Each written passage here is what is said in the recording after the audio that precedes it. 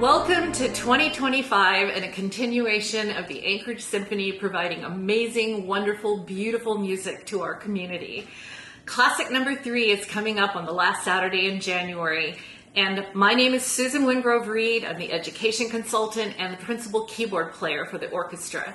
So we're going to take a little verbal journey through the program right now that will open with an absolutely indescribable piece by Ravel. This is a concert about friendship and community. And some of the pieces, like the Ravel and particularly the Elgar, have some fascinating backstories about real people and real history. And the other work by Margaret Bonds is a reflection about real history itself, but without individual characters identified. Ravel was one of the greatest orchestrators in all of classical music. And when you listen to this piece, listen for the colors, the instrument combinations, the textures, the stunning harmonies. Tombeau de Couperin. World War I had a huge personal impact on French composer Maurice Ravel. He was 39 years old and could have avoided service, but he enlisted as a nurse's aide and then became a volunteer ambulance driver. In 1916, recovering from dysentery surgery, he went to Paris and was stunned to learn that his mother was dying. After she passed, he went back to the front, had a very bad case of frostbite feet, and was sent home in 1917. He was overcome with grief as the war came to an end, the death of his mother, plus the deaths of many close friends who had died in the war. Before World War began in 1914, Ravel had begun a composition, a tribute to beloved French harpsichord composer François Couperin. He planned a suite of piano pieces based on 18th century dances. The work was completed in 1917, and it became a musical outlet for his depression about the war and an epitaph to honor men who died. Tombeau, by the way, is a 17th century term of tribute, a piece written as a memorial. Originally, there were 6 movements for keyboard, and that premiered in Paris in 1919. But in 1920, Ravel chose 4 of the 6 movements to orchestrate. The first movement, the prelude, is dedicated to a Lieutenant Charlot, who transcribed Ravel's 4-hand piano works for solo. And it's a lovely river of 16th notes as the dance begins. The second movement, 4-lane, is an ancient dance, a kind of a jig, dedicated to the memory of Lieutenant Deluxe, who was a Basque painter. And the 4-lane dance itself was a favorite of 17th century gondoliers who loved to sing to them and dance them. The third movement, Minuet, is folk-like, and it's dedicated to Jean Dreyfus, who was his godmother's son who died in the war. It's delicate with touches of melancholy. And the finale is a vivacious rigadoon, who honored the Gardon brothers who were killed by the same shell on their first day in battle in the war. Their sister was a childhood friend of Ravel's, and so he was quite taken with the memory of what happened in her family. Rigadons originated in Provence and are an absolutely delightful way to end his memorial. Speaking of which, some critics were unkind in their reviews, saying that the music was too lighthearted at times as a memorial. Ravel had a poignant response. He wrote, "The dead are sad enough in their eternal silence." Musicologist Gerald Burney states that this music is about eternal values, beauty and elegance, things we want to preserve, and the opposite of war. Second on our Classic 3 concert is a work by Margaret Bonds, an African-American composer who lived and worked during the 20th century. Her piece, The Montgomery Variations. Bonds was born and raised in Chicago. Her father was a doctor and civil rights activist, her mother a church musician, and her first piano teacher. Bonds wrote her first composition when she was 5 years old. As a teenager, she studied piano with the now iconic composer Florence Price. At 16, the gifted young pianist-composer attended Northwestern University, where she was only one of a very few Black students. And due to racism, she was not allowed to live on campus, use the library, or eat in the dining halls. After hours, she secretly read books in the basement of the library, where she was inspired by the writings of Langston Hughes, who became a leader in the civil rights movement and a famous American poet, novelist, and essayist, and also became her friend. In 1933, Bonds became the first African American to solo with the Chicago Symphony on a piano concerto. She later met Langston Hughes and composed art songs to many of his poems. In 1939, Hughes encouraged Bonds to move to New York City, where she studied at Juilliard and founded a chamber music society that premiered many important works by Black composers. Sadly, many of her works have been lost. She traveled constantly as a musician while also trying to balance her life as a wife and mother. She was not able to handle organizing her music. She would leave scores with friends and colleagues all over the country. When her daughter died in 2011 without a will, just like her mother's manuscripts were found in her apartment that ended up with the landlord. He took the scores to a book sale, but when nothing sold, the box of music was unceremoniously left at a landfill. Thankfully, a book dealer rescued the box, and the scores ended up in a collection at Georgetown University. The Montgomery Variations is her only surviving orchestral work, and it was in the box. There is a perceivable theme to the 7 movements of this piece, from hope to determination, prayer and action, to the despair of the aftermath of a church bombing, then reconciliation and redemption. Sonic documentation of the locations, sentiments, and activities that defined the crucial first decade of the mature Black civil rights movement.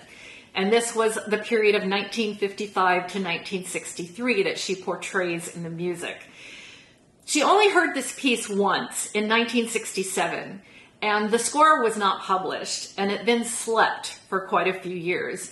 But in 2020, during the COVID lockdown, Hildegard Publishing published it for the first time. Bonds composed Montgomery Variations in the wake of the 1963 firebombing of Birmingham, Alabama's 16th Street Baptist Church, a target of white nationalists since it was a center of Black organizing for equal rights. The Montgomery bus boycott and other racial rights actions against Jim Crow segregation were in full swing at this time, as was backlash against them.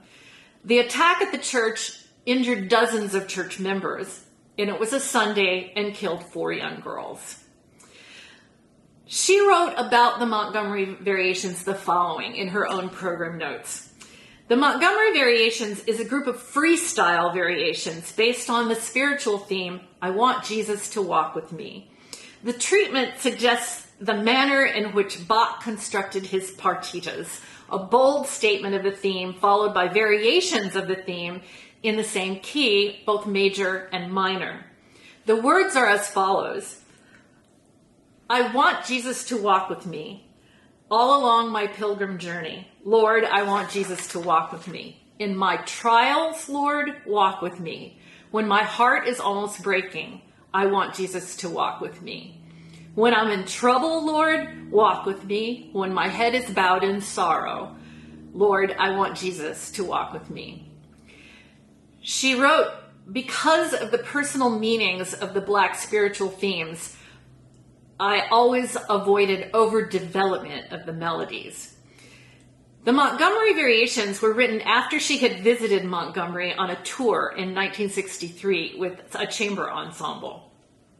A few highlights from her pen about the movements very quickly. First movement, Decision. Under the leadership of Martin Luther King Jr., in Montgomery, there was a decision to boycott the bus company and to fight for rights as citizens. Second movement, Prayer Meeting. It takes the listener inside a Black church. True to custom, prayer meetings preceded their actions, starting quietly with humble petitions, and during the course of the meeting, members seized with religious fervor, shout and dance. Oblivious to their fellow worshipers, they exhibit their love of God and their faith in deliverance by clapping and beating their feet. Third movement, march. In Montgomery, people walked to their work rather than be segregated on the buses. The entire world, symbolically with them, marches in this music. Movement 4, Dawn in Dixie.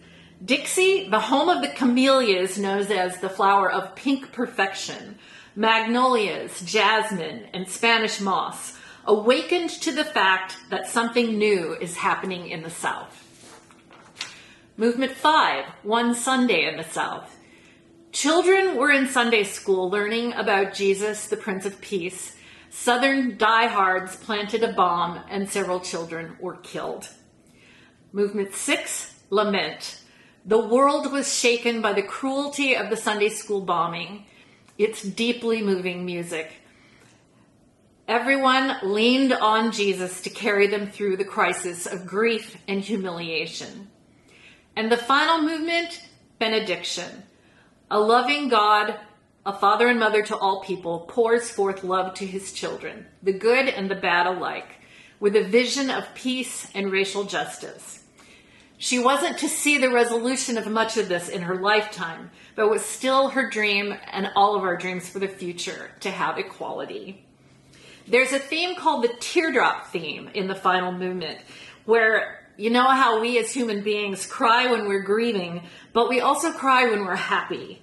The music affirms life and serenity and reconnection, and it is an empowering message to end this piece to all of us. And then the Enigma variations. This was a favorite of our previous music director and beloved colleague, Randy Fleischer, and he programmed it several times over his tenure as our music director. And it also happens to be the personal favorite piece of our executive director, Sherry Burkhart-Reddick. So to Sherry and Randy, and an homage, an honor of all kinds of friends in our community, we will play yet again this incredible masterpiece. This set of orchestral variations gave Edward Elgar his breakthrough in international fame and has remained one of the most popular works in the orchestral repertoire. The nickname Enigma has come to refer to the entire piece, although the composer initially meant it to refer only to the theme itself. There are 14 variations, and those are linked to a particular friend or loved one whose identities Elgar codes into the score using only initials. These have, for the most part, long since been decoded. On his note for the premiere, the composer hinted at a larger, still debated enigma that he refused to explain. He wanted it left unguessed, and he said, "I warn you that the apparent connection between the variations and the theme is often of the slightest texture, though over and over another set and a larger theme goes, but is not played as the principal theme as it never appears." He proposed solutions to this unheard theme very wildly. Lots of people have theorized that the theme was kind of influenced by Auld Lang Syne and Rule Britannia. There was even a contest in 1953 in England to try to define what the song might be that's hidden within the enigma, but there was no winner declared. Nobody knows, never will. Divided into 3 sections, there's a contrasting middle section in the middle of the variations and a reprise of the opening at the end. Each of the variations involves a musical portrayal of friends and loved ones, where Elgar lived in a provincial central England town. The most famous variation has the nickname Nimrod, the emotional core of the set, and this music is often played independently for funerals and serious ceremonial occasions. Nimrod is one of Elgar's puns for his closest friend, the publisher Jaeger, whose name is the German word for hunter, which is what the biblical Nimrod means. This variation recalls a deep conversation Elgar had remembered from a warm summer walk in the evening as Jaeger described the sublimity of Beethoven's slow movements. Elgar compliments the portrayal of his wife, who he loved dearly, at the beginning with a self-portrait and also in the final variation. A magnificent summation. The finale suggests how deeply Elgar's personality is entwined with those of his wife and also of his friend Jaeger. More than a decade after the Enigma variations were composed, Elgar reflected in 1911 that the variations start in a spirit of humor and continue in deep seriousness. The story goes that after a long, grueling day of teaching, he returned home and sat at the piano and improvised a melody. His wife, Alice, was struck by the tune, and as the evening continued and he improvised variations, in his exhaustion and playfulness with Alice, he began including characteristics of some of his friends and colleagues. He sent what he had written to publisher Jaeger, himself an inspiration for one of the variations, as I've said, with the following note. I have these variations on a particular theme. They amuse me because I've labeled them with the nicknames of my particular friends. You, by the way, are Nimrod.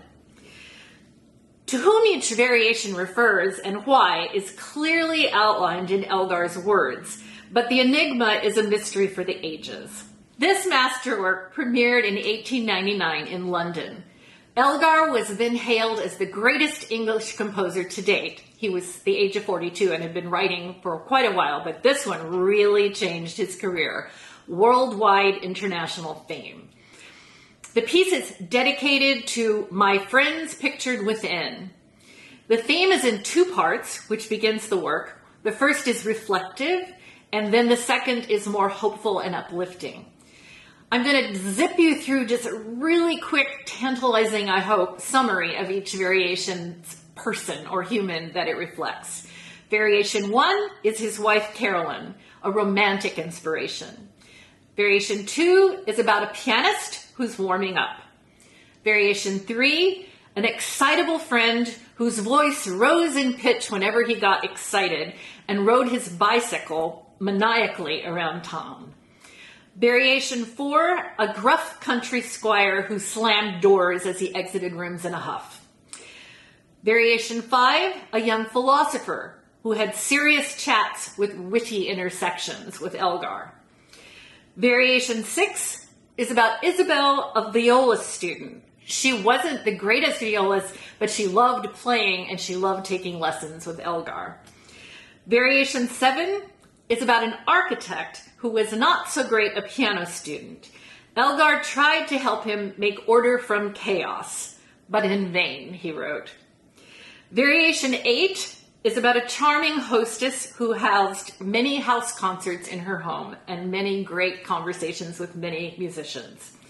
Variation 9 is Nimrod, the most famous movement, and features the conversation with his friend about Beethoven's slow movements and his impending deafness. This music is often played in America at 9/11 tributes and at remembrances, and in England on their annual Remembrance Sunday. Variation 10, the vivacious Dora with a slight stutter. Variation 11 is about an organist with a wonderful small bulldog named Dan, who fell into a river and paddled to find his landing with a rejoicing bark at the end. Variation 12 is a feature of the cellist in Elgar's trio, who was serious and a devoted friend. Variation 13 is maybe about two different people. Historians aren't sure, but it's probably about Lady Lygon, who was on a sea voyage. And there are references in the music to Mendelssohn's Calm Seas and Prosperous Voyage. And the final, Variation 14, is a portrait of Elgar himself, with the themes from Variation 1 and 9, his beloved wife plus Jaeger, triumphant, encouraging his artistry. The warmth and sincerity of portraying real people in this mind-boggling score and music is just wonderful to experience. Huge orchestra, includes an organ in the finale that I get to play the organ part. So hope you're going to join us for all of this in our next classic concert at the end of January on Saturday night, 7:30 concert, 6:30 pre-concert lecture if you're inclined to get even more info about the works. And I also wanted to thank very much our sponsor for this concert, Darkon General Contractors. We appreciate so much your support of your Anchorage Symphony Orchestra. And we appreciate our audience. So we look forward to seeing you in the seats to experience this music with us together. The Anchorage Symphony Orchestra welcomes you to the concert. Thank you.